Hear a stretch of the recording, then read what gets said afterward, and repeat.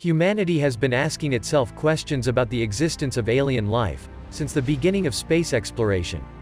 Currently, several alien races are already known, thanks to numerous stories from eyewitnesses. In this video I will share with you information about the alien civilization that is special to people. Story by Charles Hall. Information about them was first provided by the American Charles Hall, who was the meteorologist at the American Nellis Air Force Base in Nevada in the late 60s, and later worked as a nuclear physicist in Albuquerque, New Mexico. Charles Hall describes this species of aliens as follows: blue-eyed, blonde, chalk white-skinned, 2 to 2.5 meters tall, they looked very slender. They have large, elongated, slanted blue eyes, small noses and ears that lie close to the head. The shape of their hips is approximately the same as that of Earthlings, but their gait is different, showing their adaptation to greater gravity. Based on their external features, Charles Hall gave them the name tall white aliens. Their spoken language resembles the barking of a dog or the chirping of a bird.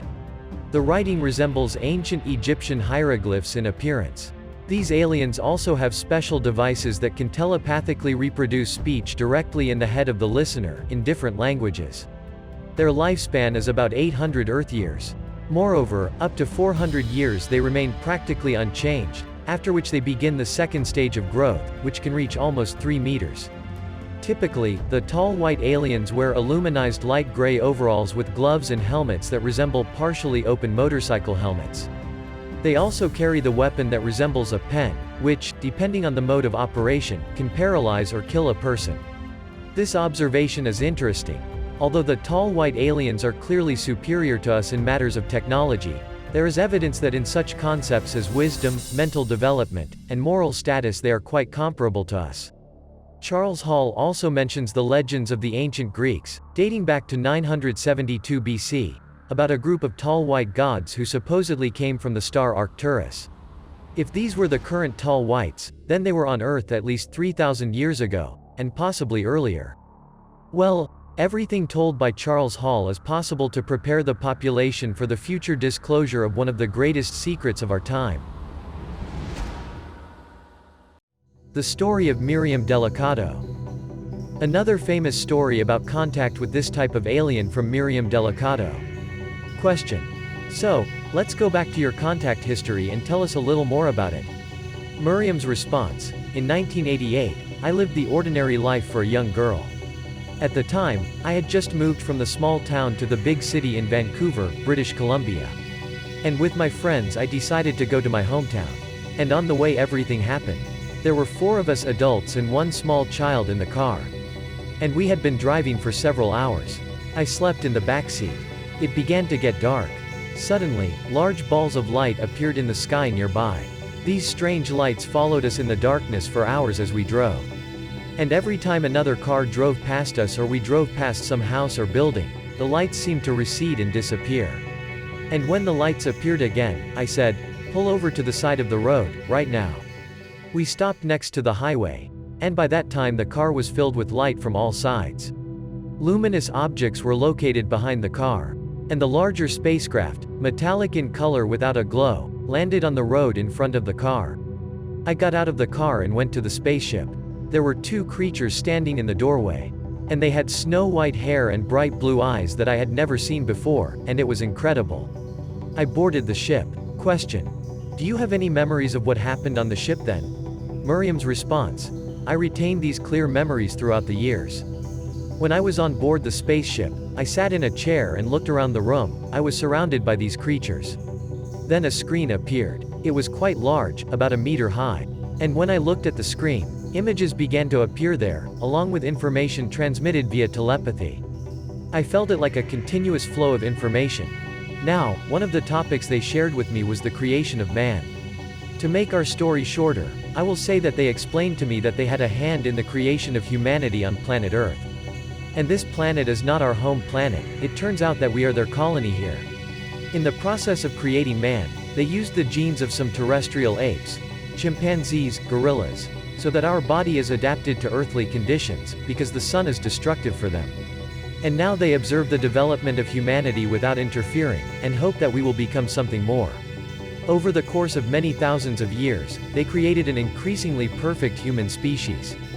4 periods were also noted.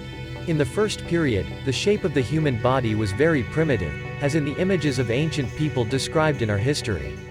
The second period of settlement by a more advanced human species began after the destruction of the first by a cataclysm. Then there was the third period of settlement of new people. But people were still not perfect enough and did not develop as they wanted and were destroyed again, but a small part of people were saved. To create a global cataclysm, they used the Earth's oceans and an artificial source of gravity, due to which a column of water swept across the Earth in a destructive wave. In the fourth period, in which we live now, new people were settled on Earth, with more perfect bodies and minds. Human civilization began to develop progressively, and this suited our creators. So, for a long time there was a slow artificial evolution of humanity. When they showed me how ancient people lived, it was as if I was watching them from above. I was told that the people of these times had great knowledge, and a true understanding of what they were here for, who created them and why, and the bodies they had functioned very well, so a small number of people were spared and transferred from the third period to this, the fourth period in which we live. If humans were really created by aliens, then this explains a lot. For example, ecologist Ellis Silver argues in his book that human physiology shows signs that we are not fit for this planet. Silver says humans were brought here by aliens as a fully developed species. He bases his argument by comparing humans to other animals. He notes that the human species is particularly sensitive to the sun. For example, the sun blinds us and harms our skin, and after a long tan you can get a burn. Also in the textbooks they write that during the course of evolution the anthropoid ape lost its hair, and man had to create clothes for himself in order not to freeze to death. This is not at all logical, because the evolution of terrestrial animals makes their body as convenient and suitable for life on the planet as possible, and not vice versa. By studying stories about contacts with this type of alien, you can learn a lot of interesting information.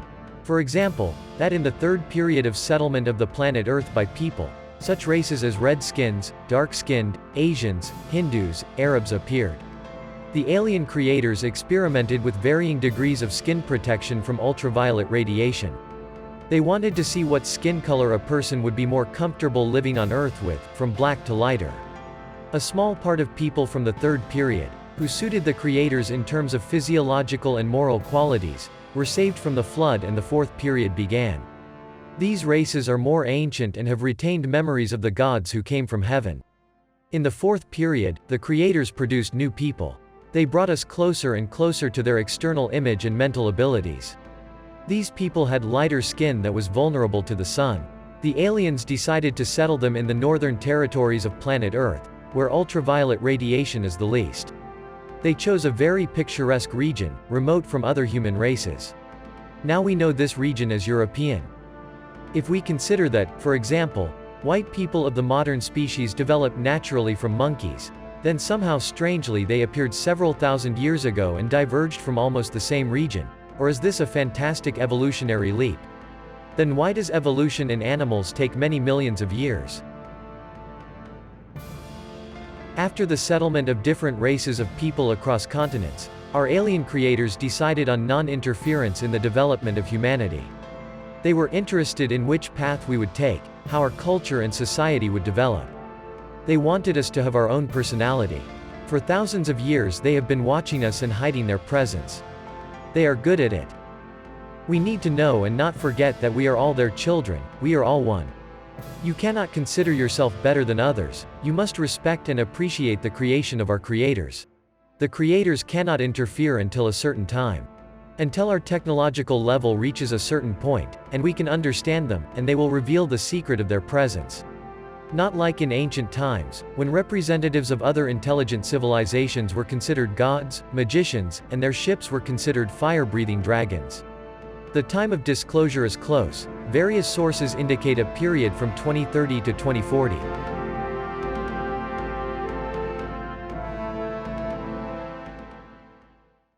The next story is about telepathic contact with tall white aliens. Hermann Ilg was one of the most important UFO researchers in Europe.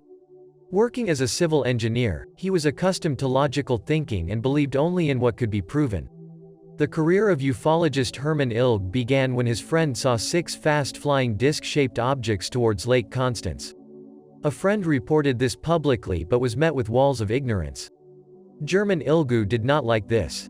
Ilga was also irritated by NASA's methods of trying to establish contact with extraterrestrial life using simple radio waves.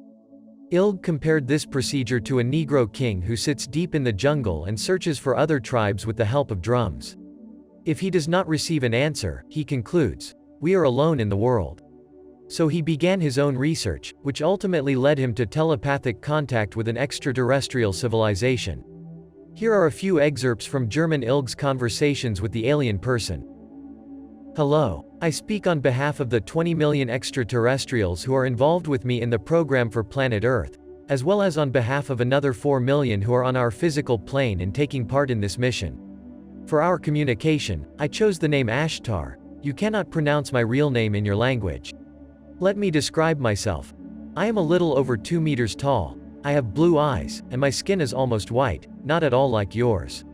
I am considered understanding and compassionate. Millions of our spaceships operate in this solar system. Some are located high above your planet and are relatively stationary. They have been observing the Earth for a long time. Other ships are constantly on the move, performing various operational tasks. We have small ships that carry out exploration, as well as larger ships that can visit planets in other solar systems.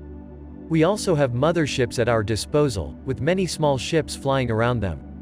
Vigorous activity is unfolding where, according to Earthlings, there is nothing but empty space.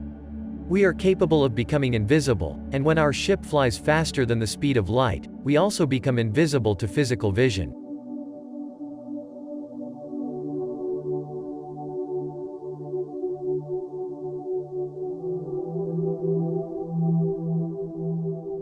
Our headquarters is located on the largest mothership, and all orders come from there.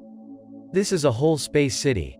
Most of our people are natives from this base in the solar system, but among us there are also natives from our planets and other solar systems. Our workers go to visit their home planets during their, as you would call, vacations. Most of us have been working together for quite some time. We are a strong confederation, and we hope very effective. Our task, before final destruction, is a policy of disclosure that will lead to universal awareness of people.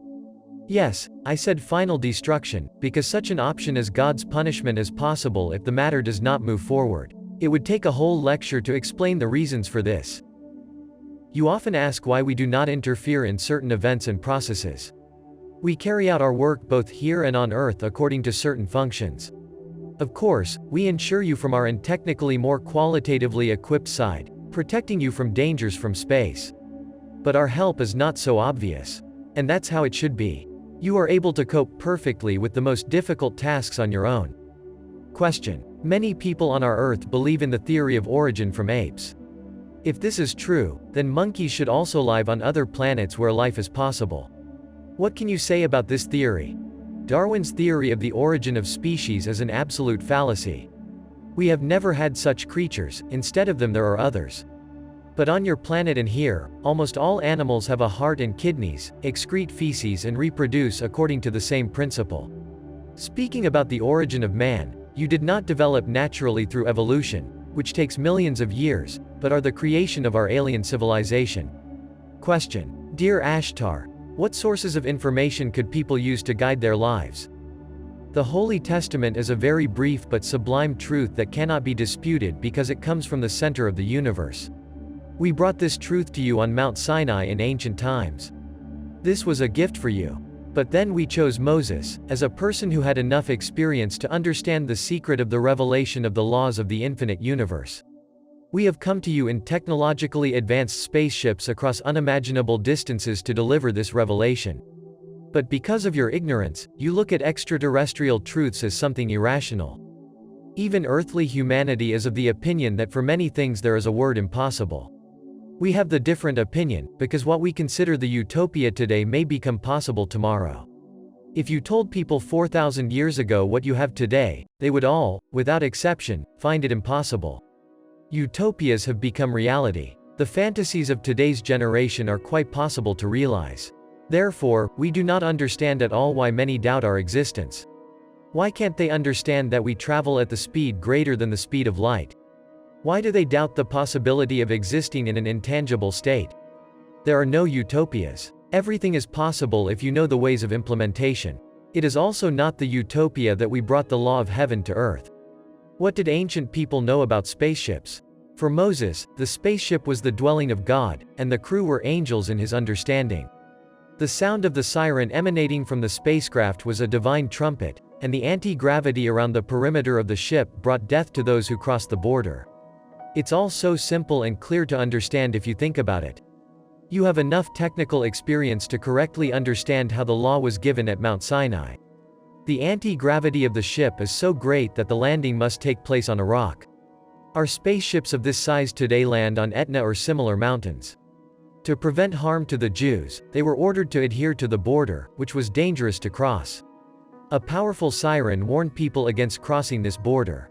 Moses could cross this boundary when the anti-gravity force was turned off. He was given appropriate signs. There was no thunder or lightning, only the rumble of the spaceship and its changing aura of light. When the anti-gravity turned on, the Jews ran away in fear and horror.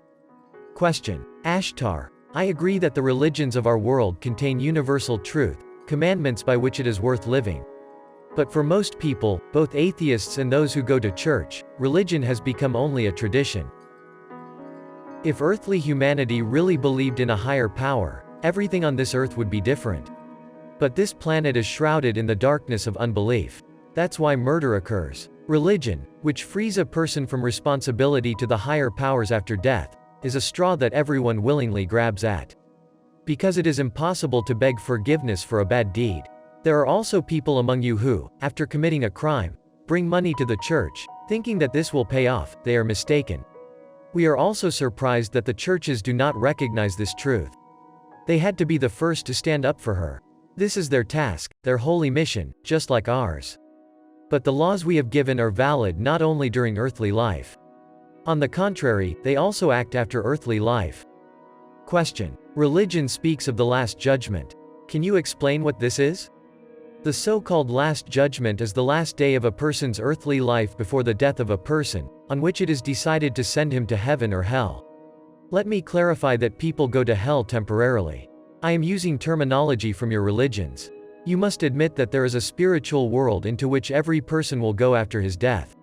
We created this world. There will be an objective reality of further life in a spiritual state. Question. Is there a convincing explanation for the fact that human consciousness is in space and not in the brain? Your researchers should have realized long ago that the activity of consciousness is in no way connected with brain cells. Although the activity of consciousness passes through the brain, it does so only in the same way as sound passes through a pipe. Brain cells also wear out and are renewed, even if this renewal occurs more slowly than in other cells of the body. But if the cells disappear, then consciousness should also disappear. All memories should have disappeared along with the brain cells. The functions of brain cells concern only the body, but not the thought process. Question. Religions indicate that angels can appear on earth. If a person on earth saw us, then it was our messenger with a material body like yours. The Bible often mentions encounters with angels, who in reality were almost all our messengers. We have constantly tried to come into favorable contact with earthly humanity. But these contacts have been questioned or denied. Reality was accepted as legend or fantasy. We hope that the time has finally come when we will be understood correctly. Question. Please tell us in more detail about human consciousness and the soul. Doctors believe that consciousness is located in the human brain. They believe that the brain produces thought, registers and stores everything perceived. Researchers who claim the opposite, namely that man has an astral soul, are viciously attacked. I want to give just one typical example of medical distortion. Everyone who has had an amputation continues to feel that part that materially no longer exists. He feels that part of his astral soul where every nerve is present. Explaining this phenomenon, doctors claim that we are talking only about a memory, about an echo of a sensation. Those who know the truth could only laugh at this if it did not have such serious consequences. Consciousness is not connected with matter at all. It exists freely in the universe. It is only by mistake that a person gets the feeling that consciousness is in the head. When a lunar probe transmits a photograph from a satellite to Earth and the photograph appears on the TV screen, no one claims that this signal is located in the body of the device. This is an example of the error mentioned.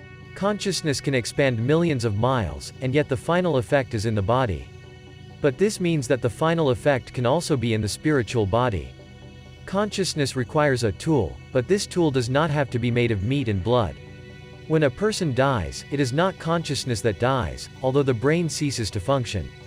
The task of the brain is to accurately maintain the personal frequency of consciousness. Your science is too closely connected with material facts. For you, there is only that universe that can be seen and measured. An error in natural science, since along with the visible universe there is also the opposite invisible system of the universe, i.e. opposite pole. This anti-universe is similar in construction and structure to the material universe, since it has almost the same forms of life. The anti-universe, however, should not be confused with the spiritual realm, since the spiritual kingdom, paradise, is a way station located between the material world and the anti-universe. This is where a person is rewarded or punished. The anti-universe, or anti-worlds, have one thing in common with the material worlds. There is a certain relationship between both great creatures. Thus, there are two huge magnetic poles with incomprehensible energy. You would label these forces as positive and negative.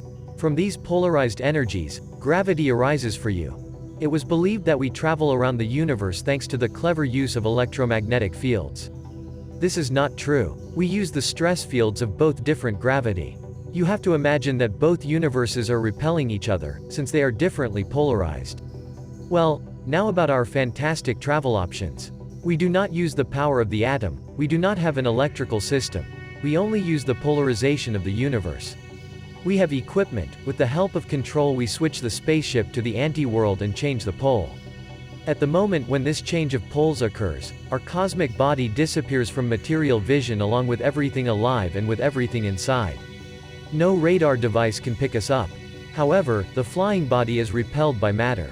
The flying ship is thrown out of matter with incredible increasing speed. There is no need to talk about speeds anymore. It increases as if in free fall and cannot be compared with the speed of light at all. Now it all comes down to regulating and directing the flight. To do this we use light particles. For you, such a design is still unthinkable. We are millions of years ahead of you, and besides, you harm progress with cruel wars. Question. Tell us about another world that we will go to after death. You can't even imagine what this world will be like. Firstly, this is the kingdom of light, where there is nothing that is called halftones. This is a place where sunlight is refracted so that everything around seems completely transparent and at the same time it is full of light and colors. In this world there will not be those terrifying landscapes of your former planet, where you could see the fruits of human activity in all their glory. The new Earth is a place of peace, goodness, and you must understand that here you will have to be extremely correct in your actions. It will be a completely different world than the one you are used to. There is no place for envy, resentment, or all those manifestations that you can still find in your arsenal of feelings. On the new Earth, people have qualities that will lead you to the fact that you should be as attentive as possible to your thoughts and feelings. Because everything you think about, everything you feel, will become known to everyone around you without exception. On the new Earth, everyone will have great empathy, and all your feelings and thoughts will be known to everyone. Therefore, watch them now. Try to accept everything and everyone as they are, without judgment or partiality. Question. Do we have the opportunity to build flying objects similar to yours in the near future? I think this is completely out of the question for now. Of course, your exploration of outer space will always be accompanied by new discoveries and inventions. It is possible that in doing so they will come across the secrets of the antiverse. However, only in the distant future may it become possible to harness the enormous forces of the universes or, with the help of these forces, to move spaceships. True, it is possible that we will help you with this, but for this we must be firmly convinced that you use such inventions only for the benefit of humanity, and not to harm it. Question. What can you say about humanity? Your world is under the influence and guidance of technologies that do not contribute to cohesion and solidarity, fraternal communication and spiritual development of man. The world of technology has launched the process of crowding out human emotionality and sensitivity, creating an abyss of confusion, aggression and a tear in the social fabric of your planet. Now your mentor is rationalism. Your education system has become a social paradigm, a monopoly of those who consider themselves smart, but in fact are victims of their selfishness and degradation. The children of your civilization suffer the most, unaware of the exposure to evil that they receive through exposure to scenes of violence, exploitation and brutality. Every time you show indifference to social corruption of any kind, you are promoting fraud and aggression, and spitting on your spiritual sensitivity. Question: how do you assess the level of development of earthly people, in particular? Yes, I admit that you have achieved a lot. However, when determining the level of development, one should never transfer the general to the specific. The level of development of an individual person, from our point of view, is still very little. Even if I consider an engineer who invents a computer, we are talking about one-sided professional knowledge. In other areas or in relation to higher human development, he may prove to be more incompetent than others. Question: is any success possible in the development of humanity? Yes, otherwise we would abandon these efforts. Progressive development favors this mission. Previously, our messengers could hardly explain to your ancestors that the universe is inhabited by other civilizations. Today, humanity on Earth has reached a level of development that represents our existence and our mission more clearly. The stars are inhabited, although there are very few of them. But the universe is incredibly large and therefore there are many habitable planets, but they are, for the most part, very distant from the Earth.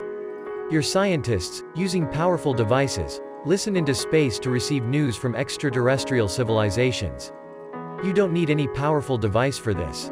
Here's news from us. We have had some contact with you for a long time. See further. The truth about life after death and the soul. Heaven and hell were created with the help of alien super technology. This is reality.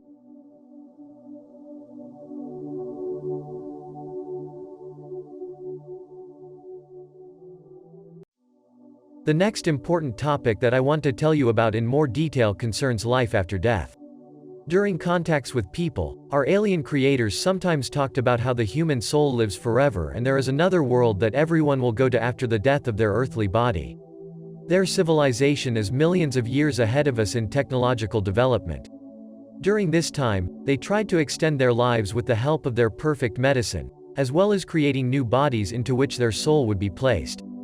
But they considered it right for the older and wiser population to help educate and control subsequent generations. This work does not require a material body, which is in many ways inconvenient and requires a lot of energy and care. And their scientists created a copy of the body, but semi-material with a lower density. It was improved by adding enhanced regeneration technology. Even if the body is 99% damaged, it will recover completely. Such a body is not subject to disease, aging, there is no need to sleep for the body to regain strength, and its appearance is perfect. But it is not visible to human vision, since it is in a different density. People of planet Earth who have experienced near-death experiences say that when they saw their deceased earthly body from the outside, they were in another body that looked beautiful, athletic, young and the skin glowed with a blue-white light. Some call it the soul or the astral body. The billions of inhabitants of the Earth require almost the same number of observers, so most of them, after death, are sent to another semi-material world to do this important work. Since a person's life experience and memory accumulate from the first minute of his life, the semi-material body is attached to consciousness immediately. And also because a person can die suddenly from an accident or illness, but he will remain alive in another body. Also, the scientists of this civilization created a space for the life of people who transferred to a new body after the death of the material. This world also has a lower density. There is everything for a comfortable and happy eternal life: beautiful cities, parks, forests, meadows, seas and mountains. But nature and all its physical phenomena are an imitation as close as possible to life on our home planet, and this is all done with the help of unimaginable technologies. This world was also populated by a huge number of animals, to whose consciousness during life they also attached a semi-material copy of their body, and after death they were transferred to the new world. Pets are a priority because they are accustomed to humans. Engineers can change the appearance of an animal, for example, placing the soul of an affectionate cat in the body of a lion. From the stories of eyewitnesses who visited paradise, it follows that they saw many big cats and even dinosaurs there, behaving peacefully and affectionately. From the descriptions of people who experienced clinical death, it follows that everything there seems to be made of light, the colors are very bright, there are no shadows. And everything seems to be a little transparent and shimmering, as if made of multicolored crystals. This world is located in the outer space of the star system, where there is a civilization or its colony such as we, the people of Earth. It is surrounded by a protective dome, and passage there is possible only for the souls of a given civilization, accompanied by their mentor. People entering the new world undergo training and work. A significant part performs the work of an observer. Their responsibilities include reviewing the information collected about a person and selecting for good and bad deeds. You need to know that not a single thought and not a single action will be missed. For every rude word and action that causes harm to another, there will be punishment. Even if a person simply wishes harm to another, rejoices at other people's failures and speaks badly about others with a grin, then this will also be punishable. Information about each person is collected using a high-tech device, which is attached to the consciousness along with a semi-material body. This device records everything that happens to a person and around him, everything he says, does, all his thoughts and even his emotional scale. An observer may have several wards whose information he checks. Because the inhabitants of another world do not need to sleep and have more time. Even in humans, the observer regularly changes so that there is no sympathy and the assessment of actions is fair. After death, the observer accompanies him to the new world. He also selects the most vivid memories of his ward, as a summing up of the life he has lived, and during the journey to the new world the person will see them. On the last day of a person's life, his good and bad deeds are counted and a decision is made. If there are more good deeds, then he is sent to a wonderful new world, but if on the contrary, then he will first face punishment. In religions, the place where human punishment occurs is called hell. The time frame for people there is different, who sinned how much, from a couple of hours to several decades. Hell is a prison where they not only serve time, but receive unbearable physical pain for their atrocities during life. The creators of this terrible world brought there everything that is most terrible, bad, disgusting to man. Everything that those who got there deserve. Instead of beautiful animals, there are monsters that torture people, lakes of fire in which bodies burn. The pain is no less than during the life of the physical body, and this torment continues without stopping for many months, years, until the sentence ends. Hell is a reality and not a fantasy. It is a pity that people do not believe in it and are not afraid. The death of the body is inevitable, and hell is also inevitable for those who deserve it. Hell was shown to each person of the Creator civilization. Having experienced incredible horror from retribution for bad deeds and even bad thoughts, the people of that world changed. Everyone began to control their words, actions, thoughts. Civilization began to live in peace, love, kindness. A couple more excerpts from German Ilg's conversation with a representative of an alien civilization. People must recognize that there is another world into which every person enters after death. Earthly humanity ignores justice after death. For him, there is nothing scary in these threats. An inhabitant of the earth is confident in himself. He doesn't believe in extraterrestrial punishment. If a person believes in the afterlife, then he also believes that he has already been freed by God from all his mistakes and sins. This is so complete madness that it can't be further. Highly respected politicians go into another life towards punishment, which they had no idea about in earthly life. Although one could feel sorry for them, they themselves did not feel sorry for a single person on earth. This otherworldly horror you call hell. I do not have a dense physical body like yours. I am certainly an ethereal being. Our life is in many ways similar to yours, except that we do not have a dense bodily shell. The advantages and conveniences of this way of life are incredibly great, but the dense shell causes great inconvenience. Question. I would like to ask a couple of questions about the essential substance. I don't quite understand the nature of the ethereal substance. For example, the ethereal form of our metals differs from earthly metals in its molecular and atomic structure. For example, the distance between the nuclei and the electrons of etheric iron rotating around them is much greater than that of iron known on Earth. This allows the earth steel atoms to pass through the ether steel atoms without harming each other. The etheric form of steel has a higher vibration than earthly steel, and therefore remains invisible to earthly vision, or, as you say, to the physical eye. Under certain circumstances it becomes visible, say, in the presence of certain atmospheric gases of the Earth or when there is a desire of the controlling intelligence. It does not matter how large the mass of the etheric body is. Even a spaceship several miles wide cannot be damaged by a collision with physical matter.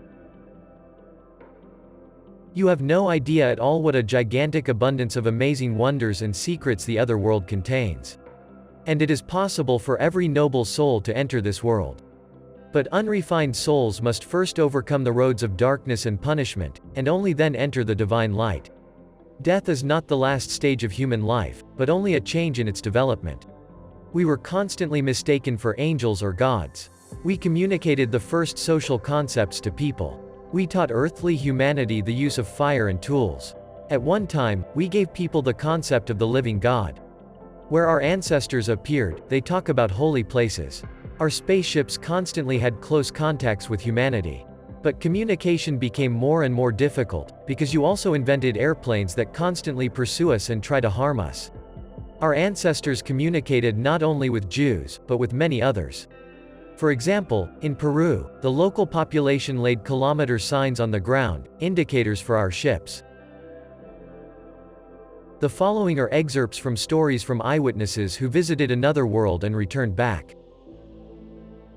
Marvin Ford was in the hospital after a heart attack. He experienced clinical death.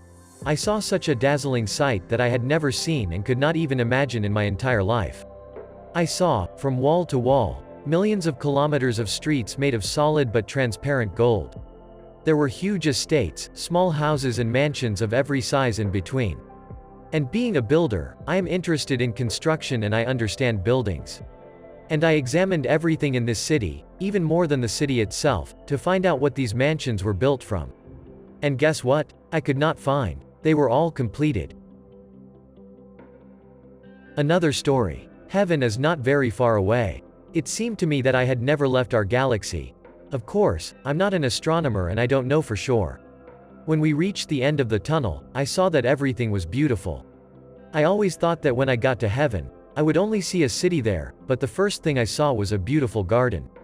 And this garden is huge, and it surrounds the city on all sides. It looks like you are on another planet. I was surrounded by magnificent flowering valleys, many mountains and streams of water. I even saw snow, although it was not cold. I was amazed. There are flowers in heaven.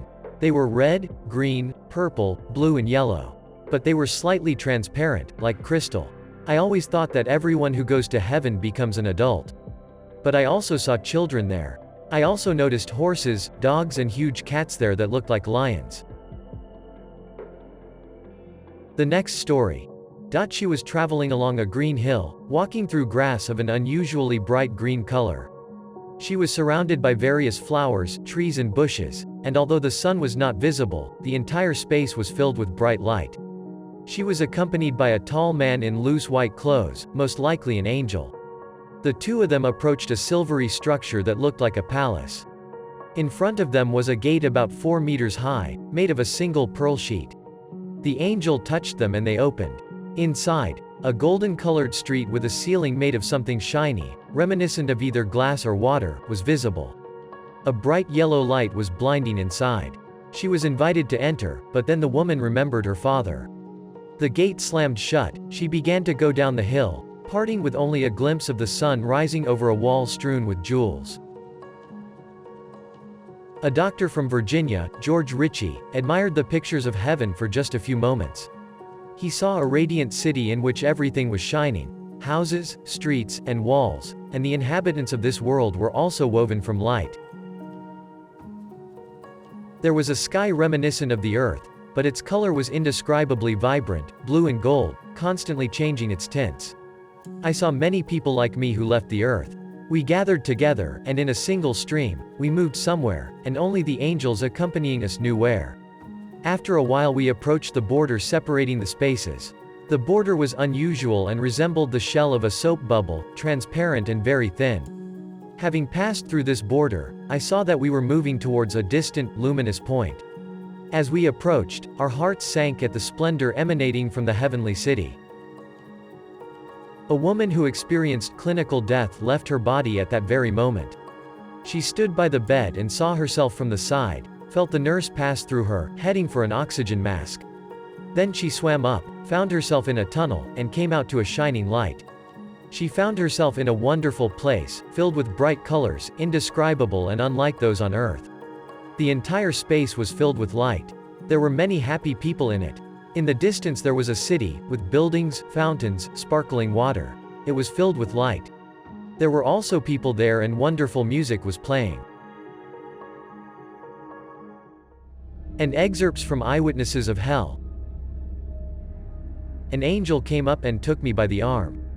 Then we started falling down at a very high speed. It got hotter and hotter as we fell. When we stopped, I opened my eyes and saw that I was standing on a large road. I started looking around and saw people tormented by demons. There was a girl there, she suffered greatly, a demon mocked her. This demon cut off her head and stabbed her everywhere with his spear. It didn't matter to him where, in the eyes, in the body, in the legs, in the arms. Then he put the head back on the body and continued to stab her. She was sobbing with cries of agony. Her body died and was restored again in an instant, the endless agony of death. Then I saw another demon. This demon was tormenting a young man. This man had a chain around his neck. He stood near the fire pit. The demon stabbed him with his long spear. He then grabbed him by the hair and used a chain to throw the guy into a fire pit. Afterwards, the demon pulled him out of the fire and continued stabbing him with a spear. This went on constantly, without end. Another story from an eyewitness of hell. The body looked like my real one, only a little different. The demons tore my flesh, but when they did this, no blood came from my body, there was no fluid, but I felt pain. I remember that they picked me up and threw me against the wall, and after that all my bones seemed to break. And when I was experiencing this, I thought that I should die now, after all this damage and from this heat. I wondered how it was that I was still alive. There was also the smell of sulfur and burning flesh. At that time, I had not yet seen anyone burning in front of me, but I knew that smell, it was the familiar smell of burning flesh and sulfur. The demons that I saw there and that tormented me, they were about 12 to 13 feet tall, that's about 4 meters, and in appearance they looked like huge lizards somewhat similar to humans. Their strength was probably 1,000 times greater than the strength of an ordinary person, so the person there could not fight or resist them. Next story. I saw a lake of fire. The fiery sulfur lake stretched out in front of me as far as the eye could see. Large fiery waves were like sea waves during a strong storm. People were lifted high onto the crests of the waves and immediately quickly thrown down into the depths of the terrible fiery inferno. Finding themselves momentarily on the crest of fiery waves, they uttered heartbreaking screams. This vast underworld was resounding again and again with the lamentations of abandoned souls.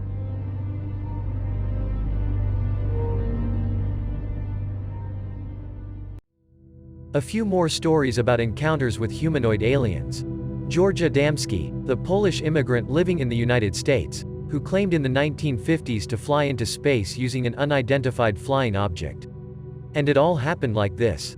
On November 20, 1952, George Adamski was on the picnic with friends in Mojave. Suddenly they noticed an object in the sky being pursued by fighter jets. Another, silver, disc-shaped UFO separated from it and fell to the ground at a distance of 0.5 kilometers. From witnesses, the disc-shaped UFO was radially symmetrical, looked like a flat dome, on top of which there was a large hemisphere with a number of circles, portholes, on it. Below there were 3 much smaller hemispheres, stabilizers, located symmetrically relative to the center of the dome section with a plane perpendicular to the axis of symmetry of the entire object. There is a photograph of this object taken by Adamski. Adamski drove towards the UFO, but was stopped by a humanoid creature who introduced himself as Orton. He described the alien as a tall, human-like humanoid with shoulder-length blonde hair and slanted gray-green eyes. There was no facial hair. He was dressed in a shiny, foil-like suit with no seams. Adamski's friends, who observed through binoculars, later confirmed in writing that he and the alien were actively gesticulating. Adamski claimed that, in addition to gestures, the creature communicated with him telepathically. The stranger said that he arrived in peace. He voiced his planet's concerns about radiation emanating from Earth as a result of nuclear weapons testing and causing harm to other planets. The creature reported that the Earth is regularly visited by inhabitants of other planets and even other galaxies. Some of them died on Earth, some even at the hands of people. There was also a vague conversation about the creator. The humanoid said that he lives in accordance with his will. Adamski claimed that the humanoid left footprints in the sand.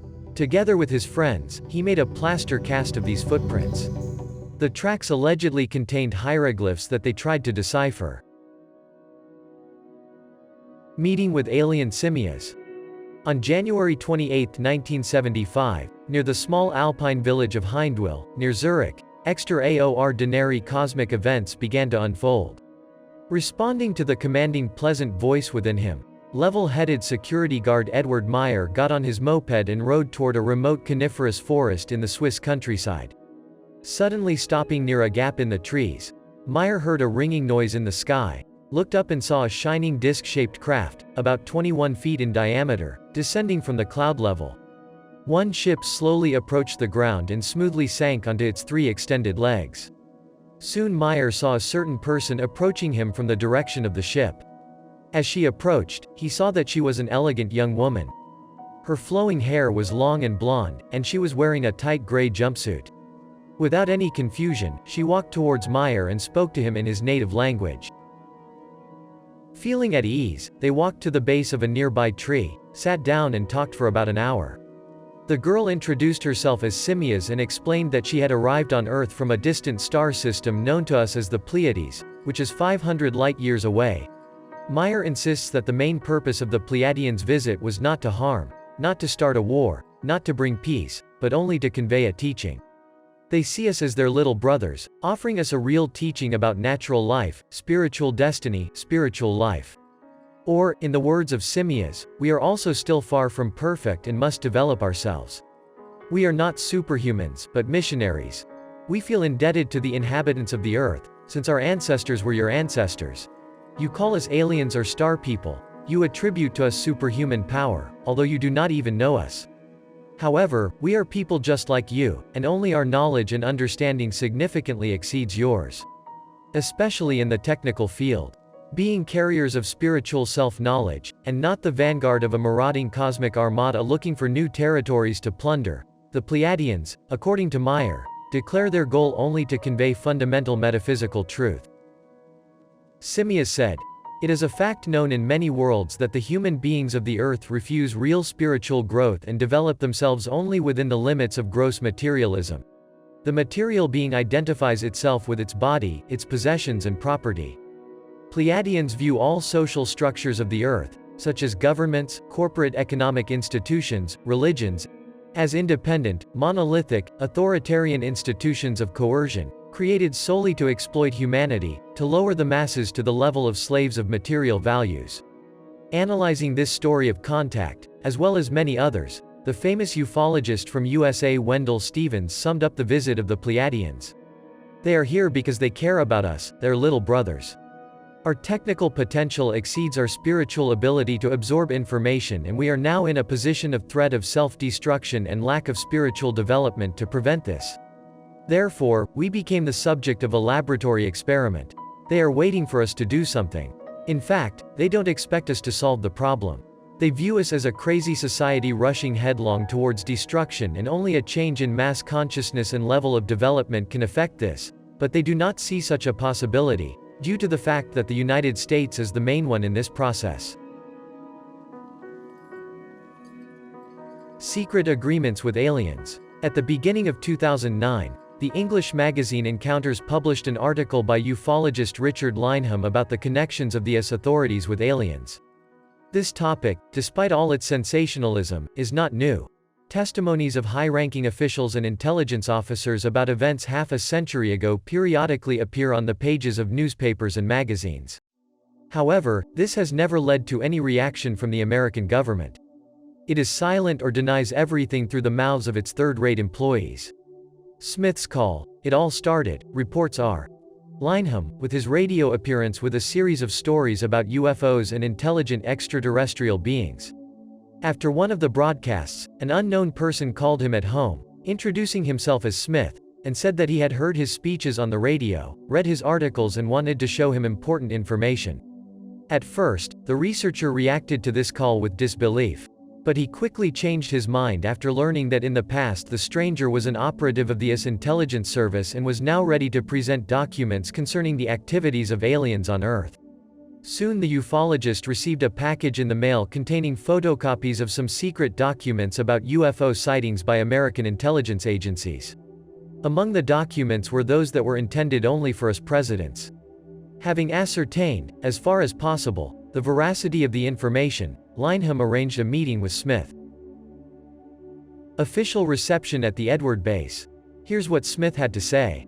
The first contact between us authorities and aliens occurred in 1953, when a UFO landed on an Air Force base. The aliens claimed that they came from a planet orbiting a certain red star in the constellation Orion. The result of the negotiations was a meeting of two aliens with President D. Eisenhower on February 21, 1954 at the S. Edwards Air Force Base. The meeting was recorded on film, which is kept in a secret section of the Presidential Archive. Many years later, Charles L.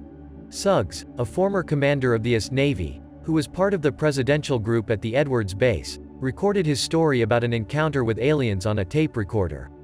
I and several base officers had to meet alien visitors directly at their landing site near the administrative building, he recalls. We waited for quite a long time and had already decided that nothing would happen, when suddenly one of the officers drew attention to a strange round cloud that was descending slowly and almost vertically, swaying like a pendulum. It soon became clear to us that this was not a cloud, but a biconvex object about 35 feet in diameter. Its matte metal surface, without sharp transitions or protrusions, played with light reflections. The object hovered 10 feet, 3 meters, above the concrete, and 3 telescopic legs extended out of it with a slight hiss and touched the ground. We felt that the air was saturated with ozone. An uneasy silence reigned. Suddenly something clicked, and an oval hole appeared in the body, through which two creatures literally floated out. At first glance, they were not much different from people. One of them landed on the concrete 20 feet from the object, the other remained standing on the edge of the plate.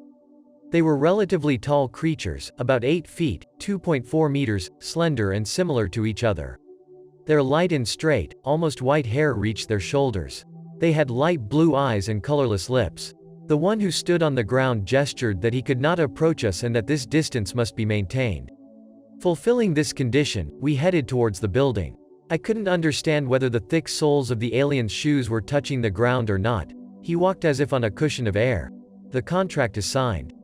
What's next? At the negotiations, the aliens offered people help in spiritual development, and also demanded to destroy nuclear weapons, stop environmental pollution and plunder of the planet's mineral resources. They refused to share the secrets of their technology, because, in their opinion, humanity is not yet prepared for this morally, and first they need to learn to live in harmony with each other. Eisenhower was very suspicious of the aliens' conditions, especially as they related to nuclear disarmament. Given the then military-political situation in the world, this seemed clearly impossible. In addition, the president believed that nuclear weapons were the only thing keeping aliens from directly invading Earth. The aliens called on Earthlings not to make contact with another space race, the Grey Invaders, promising, if they agreed, help in the fight against them. The result of a whole series of meetings with the Scandinavians, or, as they are otherwise called, Nordic, was an agreement signed in 1954, as well as the appearance on Earth of the first alien ambassador named Krill. According to the terms of the treaty, aliens should not interfere in the affairs of Earthlings, and the United States should not interfere in the affairs of aliens. Alien activities on Earth must be kept secret. The aliens will share with the Americans those of their technologies that cannot be used for military purposes. In addition, aliens should not enter into treaties with other countries, and Earthlings with other space races. The United States committed itself to building underground bases for alien aircraft. Only one was fully built, in Nevada, known as Object 51. Later, together with the Scandinavians, the Red Light Project was developed, in accordance with which regular flights of American pilots on alien ships began. As a cover and for the purpose of mass misinformation of the population, such well-known programs as Blue Book and Snowbird were launched. Everything incomprehensible was blamed on secret Air Force experiments. Inside from Old Mason. Excerpt. I have a step-grandfather, a dollar millionaire, he is not a weak Mason. About 2 weeks ago I went to visit him, and he started a topic about the higher civilizations mentioned in saint scriptures. We discussed this all evening. He also told me that in the next 10 to 15 years, huge technological growth is planned in the space industry, that is, by 2030. Behind the scenes we have all the new space technologies. That is, even tomorrow we can become a highly developed space civilization. All government agencies will have to tell people the truth about human origins, they will have to, as my grandfather said. From his lips it was said that our gods eat, drink, love, and give birth, that they have a hormonal system and feelings, only their hormones do not kill them, and that they look practically like people, only taller, with very white skin and blue-green-gray eyes. And they live as long as they want. And the fact that they have a reboot sleep, just like people, they are updated through this, that is, a reboot of the body, and the fact that this is normal for organic matter. And here there is a similarity with the film Thor, where Odin fell into a lethargic sleep, remember? And here are the Anunnaki Nephilim supposedly from the Pleiades. Pay attention to their noses, and to the entire iconography of almost all religions, the fact that the faces of saints are painted with thin and long noses. This is an alien race. He told me that the first official extraterrestrial contact with representatives of the race is planned before 2035. The Illuminati Masons and others are preparing for this coming, improving technogenic civilization in preparation for meeting their princes. This contact will be official and expected, that is, about a month before their arrival, people will be announced that an alien ship is approaching the Earth with a purpose and a signal about benevolent contact. That is, their arrival will be shown and described on all media channels and mass sources of information, etc. They will call themselves our creators, teachers, and mentors, the ancients. They will call us, the earthly race, their grandiose successful experiment. And the fact that it is from this contact that the whole truth about space and the world, etc. is officially revealed to people. This will be the most incredible sensation in the entire history of mankind. It will be a whole show. They will look like fit, tall, slender, ideal physique, fair-haired people, white-skinned with green-blue-gray eyes. For husbands the height will be approximately from 210 to 220 centimeters, for wives from 188 to 200 centimeters. After this event, all countries will unite into a single state. The financial pyramid will collapse. See further. Who are reptilians? They live with us on the same planet. The war between the reptilians and our alien creators for the Earth. Like on any planet where there is life, nature distinguishes one species of animal, which, in the course of a long evolution, achieves intelligence. Earth was no exception. During the time of the dinosaurs, intelligent humanoid reptiles evolved over millions of years. They achieved technological progress, built cities, engaged in science, and went into space. They were tall, athletic, with green skin like a snake, large, half-length red eyes with a vertical pupil, and a small ridge running from the forehead and along the spine. Now their cities are located mainly underground at depths of 2 to 8 kilometers.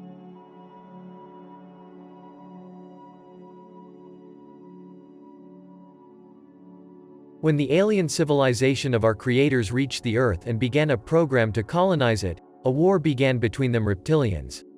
They did not agree with the settlement of a new intelligent race on the surface of the Earth. During this war, many nuclear strikes were carried out on the planet. Ancient human civilizations preserved the memory of the battles of the gods in their culture. There are especially many references to the wars of the gods in the Mahabharata, the Indian epic. The Vimanas, flying ships, approached the Earth with unimaginable speed and fired many arrows, sparkling like gold, thousands of lightning.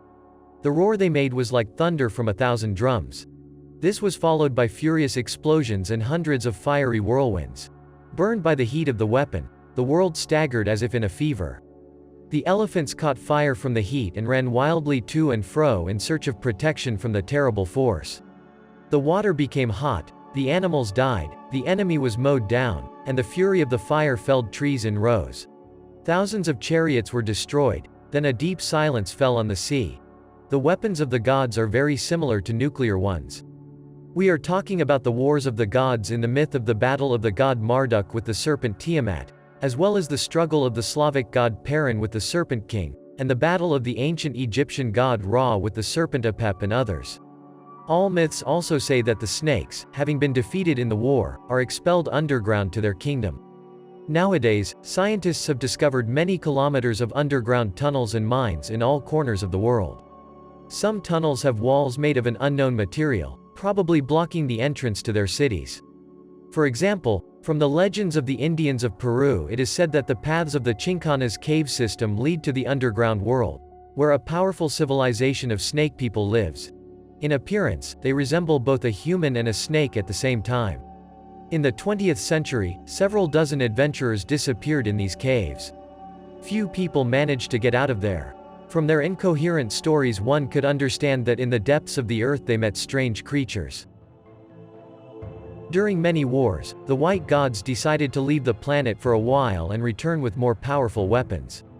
When they returned, they delivered an ultimatum to the reptilians: either the planet is ours or no one's.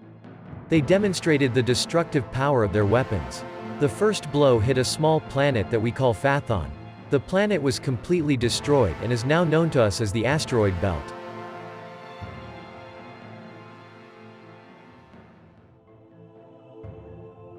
The next impact was on Mars, which had oceans and an atmosphere. Mars was larger than the planet Phaethon and could not be torn to pieces, but horrific scars remained on its surface. For example, the main impact left a trace that tore the surface, and a huge crater is visible from exactly the opposite side of Mars. Apparently the impact went right through the planets. After the impact, lava erupted onto the surface of Mars, burned and seethed, the oceans evaporated and a habitable atmosphere was lost. Our scientists have proven that Mars was destroyed by a nuclear strike.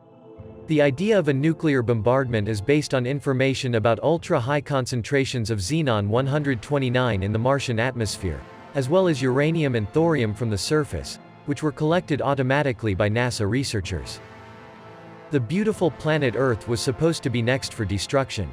The reptilian civilization was forced to reckon with the conditions of our alien creators. The main condition was not interfering in people's development.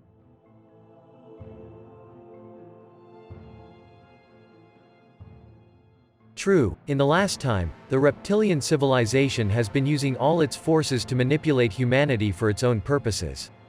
Their plans include reducing the number of people, almost to the point of complete destruction, in various ways, the main of which are war, disease, lack of development of medicine and new technologies. A powerful, wealthy but small group of people, called the shadow government or black elite, are actually special agents of a reptilian civilization. They have a human appearance, they are clones of a human body with a reptilian consciousness transplanted into it. Also, reptilians grow in laboratories many human bodies, numbering thousands or more, and use them to introduce them into our society for various missions. One of which is obtaining the natural resources of the earth and food for the huge civilization of reptilians. This shadow government also recruits elite slaves by recruiting the people they need into secret societies. For example, such as the Masons. The people selected for this are very greedy, psychopathic with sadistic tendencies, perverted without conscience or sympathy. At the top level of these societies there is a church where they worship dark forces and participate in rituals of child sacrifice. The process of sacrifice is recorded on camera so that incriminating evidence is obtained and the participant in the ritual becomes their slave for the rest of his days, afraid of losing freedom, big money, position in society, popularity and being disgraced by loved ones who have nothing to do with this. Even if these people change their view of the world over time, they will have to carry out inhumane orders that are moving humanity towards the abyss. According to eyewitnesses who ended up in such societies and managed to get out of there alive, it follows that many well-known politicians in Europe, USA and some other countries are elite slaves of such societies. Also, many but not all popular singers, actors, media workers and heads of famous film companies are related to them. They are needed to manipulate public consciousness. This is a web of evil that has spread to some of the most powerful countries and alliances of countries in the world. They get away with everything and gradually carry out the anti-human plan of their reptilian masters. Most participants do not know that the main leaders and manipulators of such societies are reptilians. Perhaps knowing this, even the most psychopathic participants would think that they were sawing the branch they were sitting on. They are also being deceived. But on the other hand, nothing stopped these people. They committed crimes with their own hands or contributed to them. There are many testimonies from those people who were abducted by reptilians for medical experiments, who say that they saw capsules with human clones in their laboratories. Also, people in the government, in the military and those secret societies who know about them and wanted to tell the world about it were intimidated or killed. Then the reptilian civilization needs to show humanity in front of numerous other alien races as a low moral, cruel race in which debauchery and violence flourish, and which threatens such a beautiful planet with destruction. They are trying to join forces with other aliens against humans, to prove that we are not worthy of planet Earth, and so that other civilizations will help them in the war against our creators. People, pay attention to those politicians and societies that openly impose debauchery on us and destroy traditional family values. They are influenced by a whole chain of people in power who are manipulated by reptilians. They also force the governments of almost all countries to hide the latest technologies that will eliminate the use of oil and gas to produce energy. But natural resources are the main motive for starting wars between countries. Most people in politics and the military sphere who are told that this is necessary for the country simply do not know about the true goals. The immediate main goal of the reptilians is to rock the world into a third world nuclear war. The main countries they are trying to provoke are Russia, Iran, China. At the time when our creators left the Earth, the reptilians considered that they had lost interest in it and flew away completely. The mythology of the ancient civilizations of the Mayans, Aztecs, China, India, and Egypt mentions lizard-like gods to whom they worshipped and made sacrifices. It is also said that when lizard-like gods came to people, the world drowned in human blood. The Aztecs, fearing their gods, performed human sacrifices. The prisoners were forced to climb to the top of the pyramid to be sacrificed there. When the Indians brought them to the small platform where their idols stood, the people were laid on a sacrificial stone and their hearts were cut out with a knife, offering them to the idols standing nearby, and the bodies were thrown down the steps. This drawing shows a custom that was in use among the Indians on the day when they sacrificed people to their idols before the demon called Mictlantecutli. Also, every day the snake-like gods took blood. Not many avoided this painful duty. Even infants had their ears pierced for this purpose. Usually the thorn of the maguey was used for bloodletting. In the reptilian civilization they loved snakes very much, they considered them beautiful and sacred. Using genetic engineering, they created hybrids of their species and snakes. From mythology, these creatures are known as Nagas. The Nagas were half reptilians, waist deep, and instead of legs they had a snake tail. Genetic experiments were also performed on people. Many ancient mythical monsters, such as centaurs, mermaids, half-humans, half-snakes, minotaurs, are the results of their experiments. The mythology of the Nagas has very ancient roots. They are depicted with the head and body of a man, and the tail of a snake. According to the Mahabharata, some of them Nagas were small, like mice, others had elephant trunks, others looked like elephants. All the monstrous snakes had great strength and were huge when they rose on their tails. Their images are on the bas-reliefs of Angkor in Cambodia, on the Naga bridges in the Phamai Temple in Thailand, in the Phnom Rang Temple and in other places. Some people nowadays say that they have met these mysterious creatures. The story of Victor, a resident of Crimea. I went on a hike to the Kok Asan Gorge and decided to spend the night at the tour stop. I lay down in my sleeping bag and admired the stars for a long time, until one of them grew to enormous sizes. A flying saucer hovered above me. I started to be drawn into it. I found myself inside a UFO. There were strange creatures there. One of them says, "Do you want to fly with us?" Yes, I want. I found myself on a round ship with a central control panel. The flying saucer was dimly lit and covered in some kind of slime. But even more amazing were the creatures that met me. The image was similar to a human, the figure was also human, but below the waist they had a snake tail, quite long, about 2.5 meters. The main snake woman telepathically addressed me. She suggested a long-term relationship for the purpose of supposedly studying a person. But I refused, and they brought me back. Reptilians left many artifacts on the surface of the Earth. the most famous of which are the pyramids, built in large numbers in different parts of the world. Scientists still cannot understand how the people of that time built these monumental structures without the use of high technologies, which we have not yet mastered. For the reptilians, the pyramidal shape was perfect. Any ground-based building had a pyramidal shape, and even on Mars they exist. Also, some ships of this civilization are shaped like a pyramid. According to eyewitnesses, such ships reach 15 to 20 meters in width, glow or camouflage, becoming translucent. Here are some stories of contacts with reptilians in our time. Encounter in the Sonoran Desert.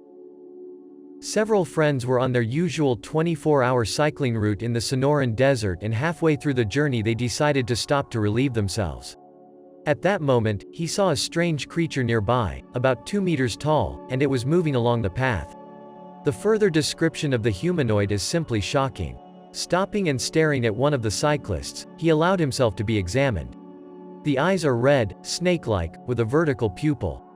The skin of the face seemed to be made of sand or small scales. It had no nose, only 2 black depressions. A moment later, the creature of darkness raised its clawed paws and made a strange grinding sound, after which it disappeared into the darkness. Johnson, one of the bicycle enthusiasts, says that the creature was not the result of a tired imagination, since all 3 saw it. From that moment on, friends began to believe in what they wrote on the pages of online publications, as they happened to encounter the unknown. I don't blame those who think my story is fiction, but now I know for sure that there are creatures that few people talk about for fear of being considered crazy or just a liar. The following story is from a resident of the city of Simferopol. Excerpt. It was the end of August. I woke up at midnight. A strange white light came through the curtain. I didn't even have time to go back to bed when I fell into darkness. Then she found herself standing near the window, reaching out her hand to the curtain to open it. It was difficult for me to control my body, it was as if I was under hypnosis. The light became much brighter. Besides, I heard a voice. He told me that I should go to the window, open the curtain and not try to resist. When I woke up, I was lying on what looked like an operating table. There was a bright lamp above me. There were no clothes. I wasn't tied down, but I couldn't move. I lowered my eyes and saw that my stomach was cut and someone was standing next to some thin metal medical instruments that I had never seen before, and was doing something to my stomach. There was no fear, no pain. I was able to turn my head to the right and saw that there were several creatures, more than 5. These creatures were very tall, taller than humans. Probably 3 meters. They resembled lizards in white overalls and white raincoats, similar to protective suits. Green lumpy skin, red eyes with black slit-like pupils. Some had brown spots on their skin. Very broad-shouldered. They stood on 2 legs. There were also 2 hands, similar to human ones, in my opinion, but the fingers seemed to be longer. Instead of a nose there are 2 holes, the lips are thin and almost invisible. It seemed to me then that 2 were standing to my right, 1 to my left, 2 at my feet and 1 behind my head. Then I fell into darkness again. The next thing I remember is that I woke up on my bed in the same position, that is, reclining on my side. I looked at the window, the white light slowly disappeared. The following is a story about a meeting with a reptilian on the territory of an Arizona reserve. I started my solo hike from the first water trailhead. There were 2 trails from this point, and I turned towards Weaver's Needle. After a certain distance, I turned towards the military trail route. This route has a lot of ups, downs and steep inclines. Because of this, my fatigue grew, and the heat was unbearable. I also didn't do the math well and didn't take enough water with me. At that time, I felt that my body was starting to sway from side to side. I walked along this path, and became increasingly weak and dehydrated. At this point the path crossed a dry riverbed several times. I collapsed either after the 3rd or 5th river crossing. The place where I fell was a little south of the second water trail. While I was lying exhausted in a dry riverbed, a human figure in a long dark brown robe, similar to a robe with a hood, approached me. I could tell it was a woman because the outline of her breasts were visible. She sat down next to me, halfway around. Nearby lay some tools with which she was working. I could hardly turn my head and look at them better. Her image is photographically imprinted in my memory. Her face was similar to a human's, but she had large red-orange eyes with a vertical pupil. Her skin was dark, greenish. Her hands were the same color with thin long fingers. The nose on her face was flat and inconspicuous. When she noticed that I was conscious and looking at her, I don't know what happened, but it was as if I was turned off. I lost consciousness. When I woke up in the morning, I was surprised to feel a lot of strength in myself to move on. I didn't know what kind of creature it was, but she saved my life. And I assume that in the place where I lost consciousness and almost died, there is an entrance to the underground structures of these creatures. Perhaps my salvation was in their interests, and not out of a desire to help. If I had died there, more people would have come looking for me. They would have explored the area and perhaps stumbled upon the entrance to the underground structure. Another story of meeting with reptilians from the city of Krasnoyarsk, Russia. I, together with my boyfriend, live in a residential area of the city in a 9-story building on the 8th floor. That day I went to bed late. It was about 4 a.m. When I turned off the light and went to the window to close the blinds, I noticed a strange object above the house opposite. It looked like a fireball, about 2 to 3 meters in diameter, glowing yellow with orange at the edges. I then thought that it might be a large Chinese lantern, but it did not fly upward as usual, but moved slowly over the roof. I went to bed. That night I woke up from an incomprehensible feeling of anxiety and noticed a dark figure near the bed. Out of the corner of my eye I saw that my boyfriend was sleeping.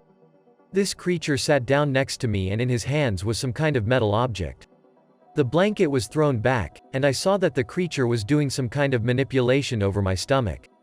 I didn't feel any pain, my body felt numb. I gathered my strength and lifted myself up on my hands. It turned its head in my direction and a second later my vision suddenly went dark. I don't even remember how I fell on the pillow. I woke up in the morning. I noticed 8 red dots in the lower abdomen, as if from injections and painful when pressed. I remembered the appearance of the creature well. He had a proportional human figure. His face also looked like a human, a sharp chin, thin lips, protruding cheekbones, but his eyes struck me. They were huge, probably half the size of the face, red with a vertical pupil. A week later, I again saw a luminous ball in the sky. It was about 2 o'clock in the morning. It was higher than last time and moved towards our house, then disappeared from sight. I waited for a while and went to bed. I don't remember what happened that night. I didn't tell anyone about what happened. There was no fear, only curiosity. The next night I really hoped that I would see the mysterious object again and maybe this creature would have time to talk to it. I silently asked the question, "When will you come again?" and heard the answer. It really surprised me. The creature greeted me and informed me that his work with me was finished. I was not suitable for them due to health reasons. It's interesting that when I closed my eyes I saw his well-lit face. He was in some room, but as soon as I opened my eyes, the picture disappeared. Closing the eyes telepathically, visual contact was resumed. I asked how he heard my question and how this communication takes place. He replied that they have special technology that allows them to monitor the thoughts of every person on Earth. A person's mental images are filtered through technology, and thanks to this they can identify unauthorized contact with their species or track those people on whom they conduct experiments. He said that all I had to do was remember his face well, and it might be noticed by their operators. I asked him why your ships are so small and spherical shaped, because many eyewitnesses talk about a disc-shaped one. The alien said that today I will have the opportunity to see their ship of a different shape. It is nearby. I got out of bed and walked into the kitchen to the window. He said that when their ship flew closer, he would open the opportunity for me to view it. He said that their ships camouflage themselves from people in several ways. Sometimes this is a telepathic influence. A person thinks that he sees just the sky, although their ship may be there, and only through a camera can one see it. After some time, I saw a pyramidal object glowing orange in the sky. It's hard to say what size it was, very big. It was turned to me with one side, its base was parallel to the horizon line, its shape was like an isosceles triangle. Then the object began to rise into the sky and disappeared into the clouds. After everything that happened, I have questions. Why are they watching people? What are these experiments for and why are they hiding if they are stronger than us? Even when I saw on a dollar bill the image of a Masonic sign, a triangle in rays of light with an eye, it reminded me of that pyramidal object glowing orange, and the eye is a symbol of observation, because as the alien said, they watch people. This gives rise to certain thoughts. Well, there are a huge number of such stories. We will be neighbors in the solar system with the reptilian civilization. I would like this neighborhood to be peaceful in the future, for the sake of the happiness of future generations. I hope you liked the video and have something to think about. Also write your opinion in the comments.